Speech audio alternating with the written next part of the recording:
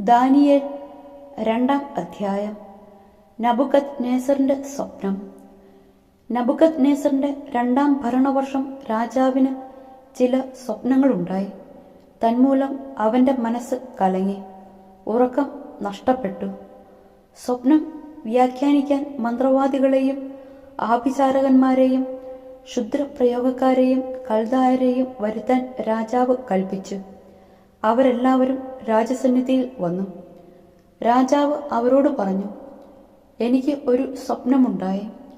അതിൻ്റെ അർത്ഥം അറിയാൻ എനിക്ക് ഉത്കണ്ഠയുണ്ട്. കൽദായർ രാജാവിനോട് പറഞ്ഞു, രാജാവ് നീണാൾ വാഴട്ടെ.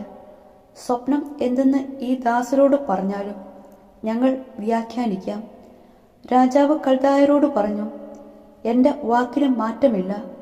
സ്വപ്നവും അതിൻ്റെ വ്യാഖ്യാനവും പറയുന്നില്ലെങ്കിൽ നിങ്ങളെ കഷണം കഷണമായി അരിയുകയും നിങ്ങളുടെ ഭവനങ്ങൾ നശിപ്പിക്കുകയും ചെയ്യും.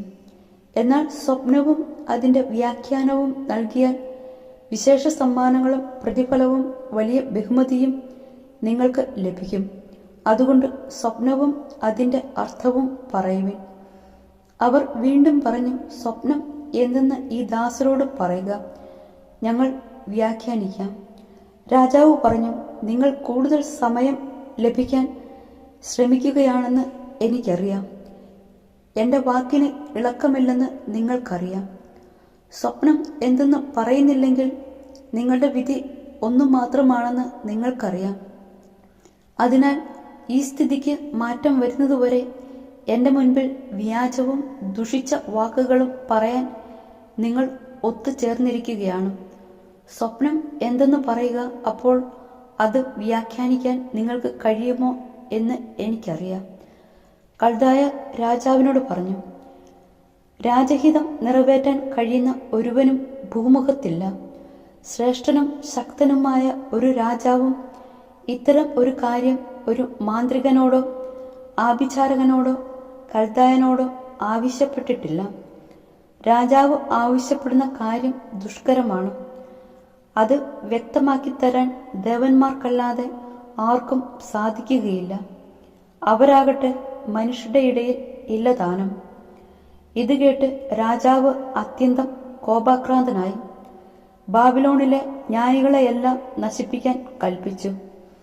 ജ്ഞാനികളെയെല്ലാം വധിക്കണമെന്ന് കൽപ്പന പുറപ്പെട്ടു. അതിനാൽ ദാനിയേലിനെയും കൂട്ടുകാരെയും കൊല്ലേണ്ടതിന് അവർ അന്വേഷിച്ചു.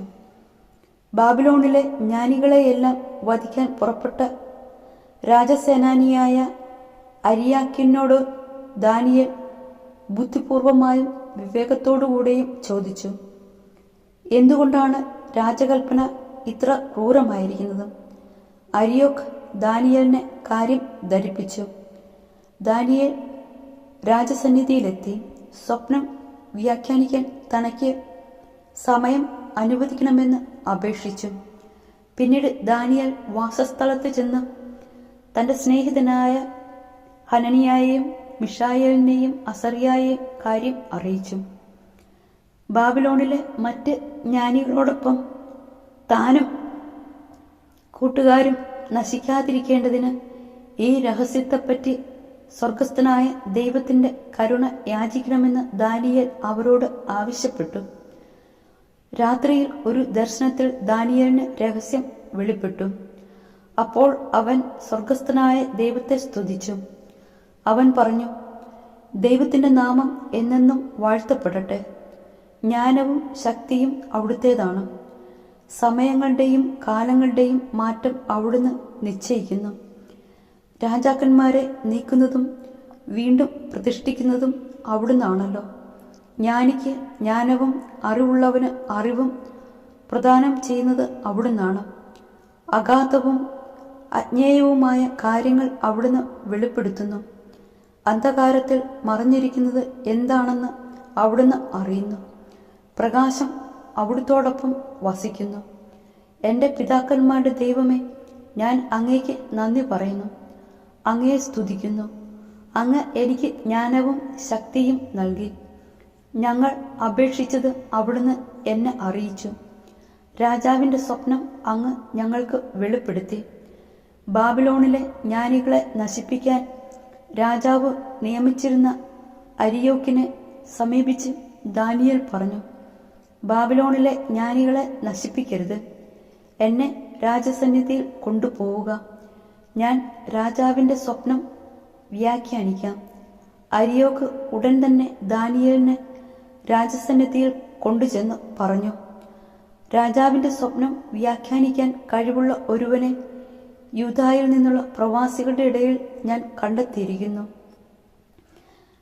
ബെൽതെശാസർ എന്നു പേരുള്ള ദാനിയേലിനോട് രാജാവ് ചോദിച്ചു, ഞാൻ കണ്ട സ്വപ്നവും അതിന്റെ വ്യാഖ്യാനവും വെളിപ്പെടുത്താൻ നിനക്ക് കഴിയുമോ? ദാനിയേൽ പറഞ്ഞു, ഒരു ജ്ഞാനിക്കും ആഭിചാരകനും മാന്ത്രികനും ജ്യോത്സ്യനും രാജാവ് ആവശ്യപ്പെട്ട രഹസ്യം വെളിപ്പെടുത്താനാവില്ല. എന്നാൽ രഹസ്യങ്ങൾ വെളിപ്പെടുത്തുന്ന ഒരു ദൈവം സ്വർഗത്തിലുണ്ട്. അവിടുന്ന് ഭാവിയിൽ സംഭവിക്കാനിരിക്കുന്ന കാര്യങ്ങൾ നബൂഖദ്നേസർ രാജാവിന് വെളിപ്പെടുത്തിയിരിക്കുന്നു. നിന്റെ സ്വപ്നവും കിടക്കറയിൽ വെച്ചുണ്ടായ ദർശനങ്ങളും ഇവയാണ്. രാജാവെ, ഭാവിയിൽ സംഭവിക്കാനിരിക്കുന്നവയെപ്പറ്റി ചില ചിന്തകൾ കിടക്കയിലായിരിക്കുമ്പോൾ നിനക്ക് ഉണ്ടായി. രഹസ്യങ്ങൾ വെളിപ്പെടുത്തുന്നവൻ വരാനിരിക്കുന്ന കാര്യങ്ങൾ നിന്നെ അറിയിച്ചിരിക്കുന്നു.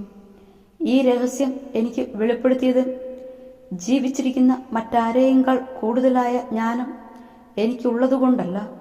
പ്രത്യുത രാജാവ് വ്യാഖ്യാനം അറിയേണ്ടതിനും മനസ്സിലുള്ള വിചാരങ്ങൾ ഗ്രഹിക്കേണ്ടതിനും ആണ്. രാജാവെ, നീ വലിയ ഒരു പ്രതിമ കണ്ടു. തിളങ്ങുന്ന ആ വലിയ പ്രതിമ നിന്റെ മുൻപിൽ നിന്നു. അതിൻ്റെ രൂപം ഭയങ്കരമായിരുന്നു. ആ പ്രതിമയുടെ ശിരസ് തങ്കം കൊണ്ടും മാറിടവും കരങ്ങളും വെള്ളി കൊണ്ടും വയറും തുടകളും ഓടുകൊണ്ടും കാലുകൾ ഇരുമ്പുകൊണ്ടും ആയിരുന്നു. പാദങ്ങൾ ഇരുമ്പും കളിമണ്ണും ചേർന്നതും ആയിരുന്നു. നീ നോക്കിക്കൊണ്ടിരിക്കെ ഒരു കല്ല് ആരും തൊടാതെ അടർന്നു വന്നു ബിംബത്തിന്റെ ഇരുമ്പും കളിമണ്ണും ചേർന്ന പാദങ്ങളിൽ പതിച്ച് അതിനെ ഛിന്ന ഭിന്നമാക്കി. ഇരുമ്പും കളിമണ്ണും ഓടും വെള്ളിയും സ്വർണവുമെല്ലാം ഒന്നുപോലെ പൊടിഞ്ഞ് വേനൽക്കാലത്ത് മെതിക്കളത്തിലെ പതിരുപോലെയായി. അവയുടെ ഒരു തരി പോലും കാണാനില്ലാത്ത വിധം കാറ്റ് അവയെ പറത്തിക്കൊണ്ടുപോയി. പ്രതിമ തകർത്ത കല്ലാകട്ടെ ഒരു മഹാപർവ്വതമായി തീർന്ന് ഭൂമി മുഴുവൻ നിറഞ്ഞു. ഇതായിരുന്നു സ്വപ്നം. ഞങ്ങൾ ഇതിൻ്റെ വ്യാഖ്യാനവും നിന്നോട് പറയാം. രാജാവേ, രാജാതിരാജനായ നിനക്ക് സ്വർഗസ്ഥനായ ദൈവം അധികാരവും ശക്തിയും മഹത്വവും നൽകി. എല്ലായിടത്തുമുള്ള മനുഷ്യമക്കളെയും വന്യമൃഗങ്ങളെയും ആകാശപ്പറവകളെയും അടക്കി ഭരിക്കാൻ ദൈവം നിന്നെ ഏൽപ്പിച്ചു. സ്വർണം കൊണ്ടുള്ള തല നീ തന്നെ. നിനക്ക് ശേഷം നിന്റേതിനേക്കാൾ പ്രതാപം കുറഞ്ഞ ഒരു സാമ്രാജ്യം ഉണ്ടാകും.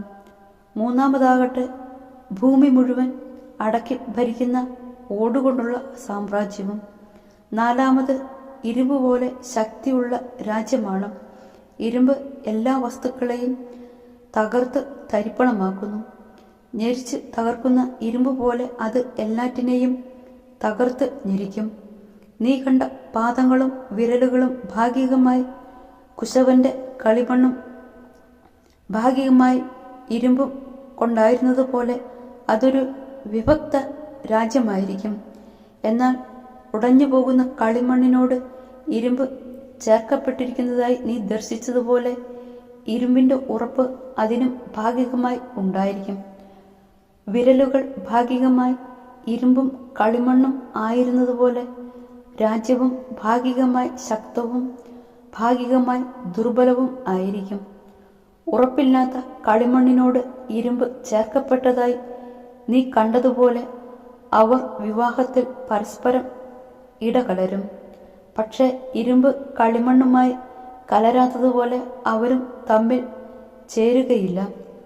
ആ രാജാക്കന്മാരുടെ നാളുകളിൽ ഒരിക്കലും നശിപ്പിക്കപ്പെടാത്തതും പരമാധികാരം മറ്റൊരു ജനതയ്ക്കും വിട്ടുകൊടുക്കാത്തതുമായ ഒരു രാജ്യം സ്വർഗസ്ഥനായ ദൈവം പടുത്തുയർത്തും. മേൽപ്പറഞ്ഞ രാജ്യങ്ങളെ എല്ലാം തകർത്ത് ഇല്ലാതാക്കി അത് എന്നേക്കും നിലനിൽക്കും.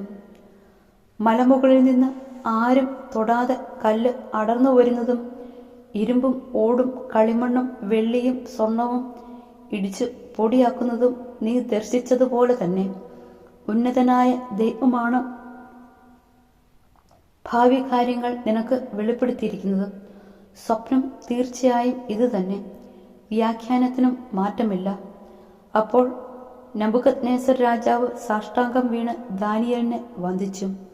കാഴ്ചയും ധൂപവും അവനുവേണ്ടി അർപ്പിക്കാൻ കൽപ്പിക്കുകയും ചെയ്തു.